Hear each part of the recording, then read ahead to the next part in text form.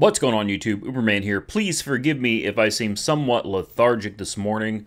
It is quite literally 5 o'clock. I was awakened by my phone continuing to blow up, beep, and make all kinds of disturbing noises at around 3-something in the morning, where a ton of you guys, and some of you who have my personal number, were blowing me up to get me out of bed. And congratulations, I finally did crawl out of bed to do this video for you guys, and as soon as it's done, I'm going back to bed, so please forgive me.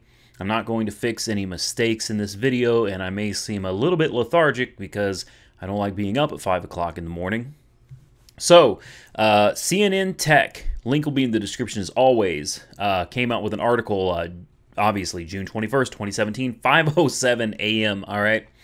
And it says, Uber CEO Travis Kalanick resigns after months of crisis. Now, I want to make this very clear from the beginning of the video. This is not clickbait. This is not in relation to his indefinite resignation or stepping down as CEO of Uber Technologies. This is permanent. Travis Kalanick has actually resigned. So let's get started. Kalanick already announced last week that he was going on an indefinite leave of absence following the death of his mother in a boating accident, but the move failed to defuse a growing crisis over his leadership and demands from investors that he resign from the $68 billion startup.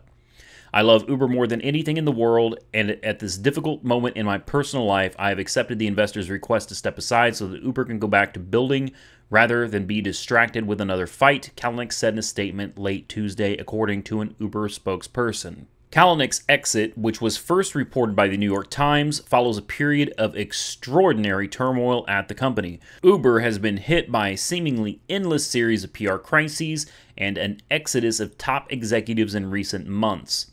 The startup brought in former U.S. Attorney General Eric Holder to investigate allegations that managers didn't adequately address reports of sexual harassment. Holder's recommendations, which were announced last week, included reevaluating Kalanick's responsibilities at the company as well as enhancing board oversight and boosting the board's independence. Kalanick's departure deepens the leadership crisis at Uber, which has 14,000 employees and more than 1 million drivers. The company was already lacking top executives for operations, finance, marketing, and business. Kalanick co-founded Uber in 2009 and built it into the world's most valuable startup by steamrolling competitors and ignoring regulations. The company is tangled with local and national governments, labor unions, and even its own drivers. Yet the model has spread around the globe, shaking up the transportation industry across Asia, Europe, and Latin America. The image Kalanick gained of an aggressive leader seeking to grow his company at any cost became an increasing burden as Uber's difficulties mounted. It's not good for Uber, it's not good for me, it's not good for the people that I'm talking to. It's bad for everybody, he said of his negative public image in July of 2016, according to a book about Uber that came out last month. In February of this year, he admitted he needed to grow up after a video emerged of him arguing with an Uber driver. So here's what I think. Whether you like him, love him, or hate him, and chances are most of you out there hate him, maybe take a moment to really think about what he has done.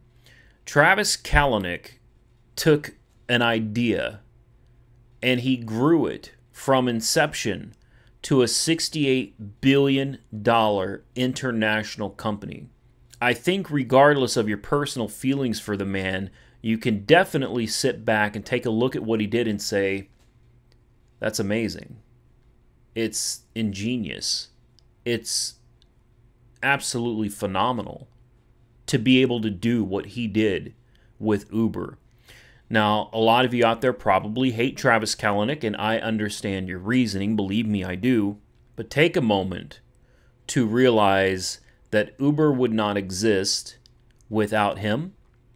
And if Uber didn't exist, you would not be working as a contractor for the company. Now, that's not to say ride-sharing would have never been created. I'm sure it would have at some point. But then again, maybe it wouldn't. It's impossible to tell.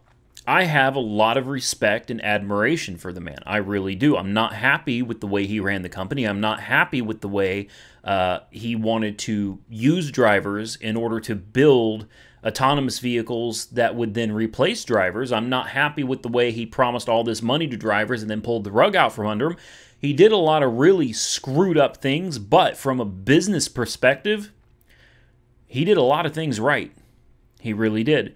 Uber is a huge international company, and nobody can deny that. Now, do I think Uber made the right move? Do I think the investors made the right call by pretty much ousting Travis Kalanick? Ultimately, yes, I do. Keep in mind, he may have resigned as CEO, but he still remains on the board, okay? And something tells me, a little birdie, tells me that Travis is still going to be consulted regularly about operations and changes at Uber. He's probably not happy about a lot of the recent changes, but with that being said, Travis still loves Uber. Uber is Travis's baby, all right? Regardless of what's happening right now, Uber is Travis's baby. He created this, and I'm sure he plans on being part of the growing process all the way to wherever this ends up. So yeah, there's been a lot of controversy at Uber. There's been a lot of turmoil. There's been a lot of really, really major problems, a lot of issues within the corporation. And I think this was absolutely the right move, and a lot of people may disagree with me on that. But I think it's time. Travis did his job. All right, he did an amazing job taking a company from nothing. He started with $1.25 million in seed money, and he grew this. He promoted, he marketed this into a $68 billion international company. He's done a damn good job. He really has. Maybe not so much from a driver's perspective, but from the company's perspective, from executives, from investors' perspective. He's done a lot of good for the company. But I do believe that the company has gotten bigger than he's capable of managing, and it's time to let some people that really understand business on this level take control of the situation, save Uber's reputation if that's even possible, and revitalize the company. I'll tell you what, guys, I never thought that I would see the day that I'd be excited to talk about Uber again. I never thought I'd be excited to go back and drive for Uber again, but the truth is once these changes take effect in my market, I'm looking forward to actually going out and driving again. And if I feel that way, then there's got to be thousands, if not millions of you guys out there that are sitting back going, this is great. I look forward to going back and driving when these changes take effect in my market.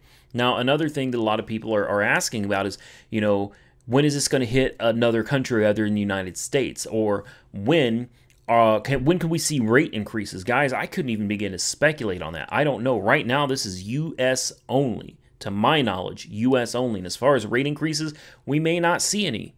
Then again, with all the changes, this is just chaotic. The things that are happening right now are like an Uber driver's fantasy, dream, if you will.